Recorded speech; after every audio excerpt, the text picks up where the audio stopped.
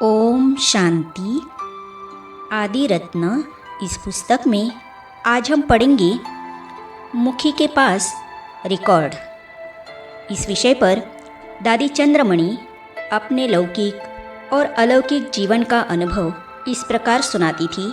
चलिए आज हम इसे पढ़ते हैं। निर्मल शांता के ससुर का भाई हरकिशन मुखी था। बाबा के घर के पास उसका घर था।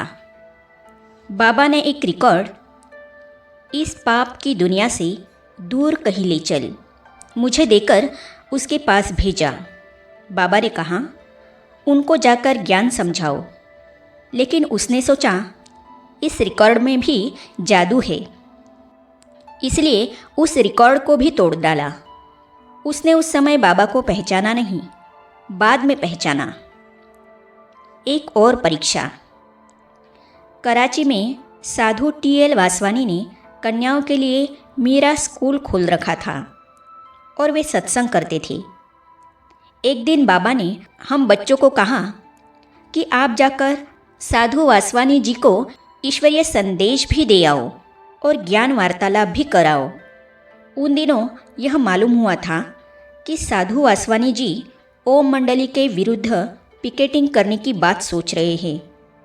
अतः बाबा ने हमें कहा कि वासवानी जी को कहना कि पहले आप स्वयं ओम मंडली को अच्छी तरह देखिए, वहाँ आने वाले सत्संगियों के अनुभव पूछिए और यूं ही सुनी सुनाई बात पर कोई निर्णय न कीजिए और बिना जाने आंदोलन करने की भूल न कीजिए।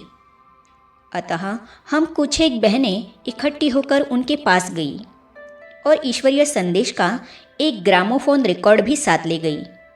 हम लोगों से उनका ज्ञान वार्तालाप हुआ। हमने उन्हें अपना अनुभव भी सुनाया और यह भी बताया कि अब परमपिता परमात्मा हमें क्या ज्ञान दे रहे हैं, उसका लक्ष्य क्या है, उससे हमें प्राप्ति क्या हुई है और उससे हमारे जीवन में परिवर्तन क्या आया है। यह सब सुनकर वासवानी जी बहुत खुश हुए। हमने बाबा की ओर से और ओम मंडली की ओर से ओम निवास में आने का निमंत्रण भी दिया। वह कहने लगे, अच्छा मैं आपके साथ ही चलता हूँ।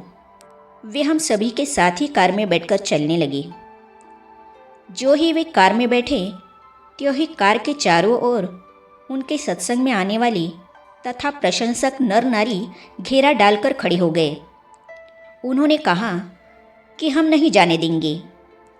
साधु वासवानी ने कहा कि डरिए नहीं, मैं 1 घंटे में वापस लौट आऊँगा।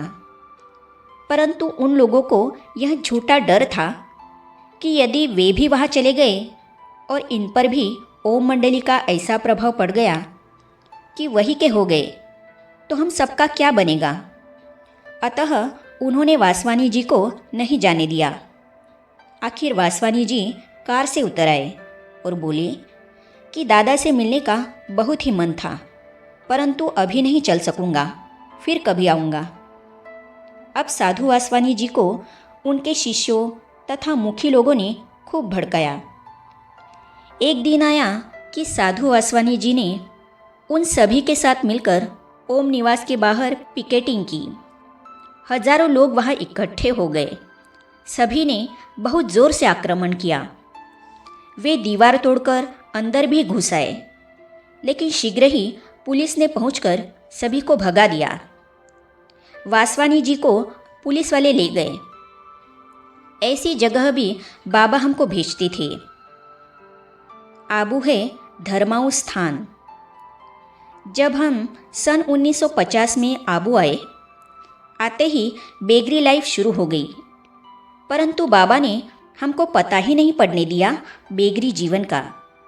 उस समय जो मकान था उसमें हवा उल्टी तरफ से आती थी। सामने श्मशान घाट भी था। उस हवा के कारण कई बीमार हो गए थे। तूफान भी आते थे जो हमने कभी नहीं देखे थे। दीदी का चाचा था मूलचंद। उसने भारत विभाजन के बाद बाबा को कराची में पत्र लिखा कि अब आप मुस्लिम देश में क्या सेवा करेंगे। हमारी कन्याएं माताएं मुस्लिम देश में रहकर सेवा नहीं कर सकेंगी। हमको थोड़ा ख्याल है, आप आओ। आप दीदी को भेजो, भले आपके अनुसार वो मकान ढूंढे। आपके आने का खर्चा हम देंगे, 12 मास तक का खर्चा भी करेंगे। दीदी को बुलाया, कई शहर दिखाए। बाबा कहता था, मायावी देश ना हो, एकांत स्थान हो। हम राजयोगी हैं, मुंबई मायावी है। फिर जब बाबा को बताया कि आबू पहाड़ है, न ज़्यादा ठंड है, एकांत है, इतने मनुष्य नहीं हैं, नक्की लेक है, धर्माऊ स्थान है, मीट अंडा शराब नहीं है, भक्ति की भूमि है, दिलवाला मंदिर है, तपस्वियों का वाइब्रेशन है, तो बाबा को पसंद आ गया। फिर भरतपुर की कोठी किराए पर ली। धीरे धीरे बाबा कोठी को हमारे अनुसार ठीक ठाक कराता गया। यहाँ सर्दी थी, बरसात ज़्यादा होती थी, तूफान होते थे। यहाँ पर चीज़ें भी नहीं मिली। पोखरान हाउस अर्थात पांडव भवन में आए, तब तक खूब सेवाएं हो गई और छम छम होती गई, सब भरपूर हो गया। बाबा की दृष्टि से तकलीफ समाप्त। जिन्होंने खर्चा देने का वचन दिया था वो मुकर गए। वो सब हमको करना पड़ा, इसीलिए थोड़ी आर्थिक तकलीफ आई थी।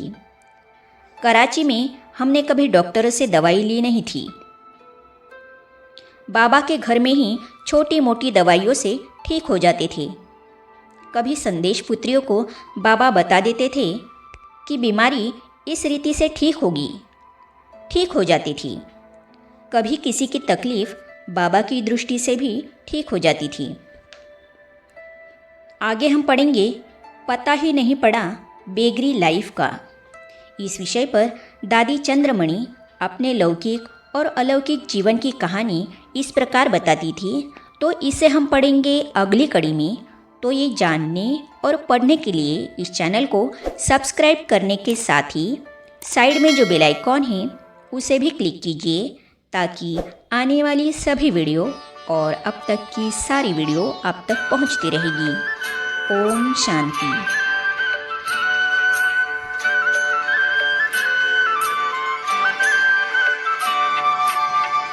पाना था जो पा लिया, कुछ भी रहा है